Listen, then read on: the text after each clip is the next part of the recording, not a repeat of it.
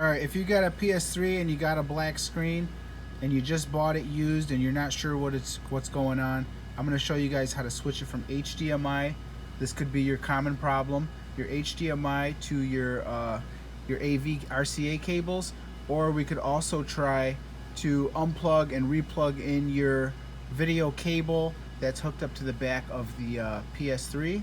That's the most common thing also.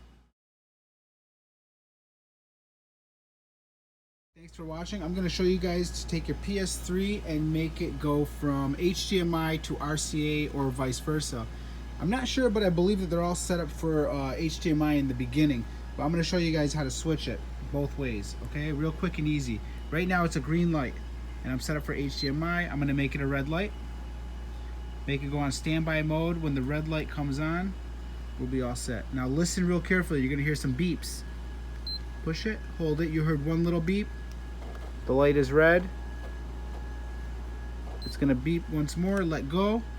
All right, I'm gonna plug in my RCA cord in the back, which I've already got hooked up.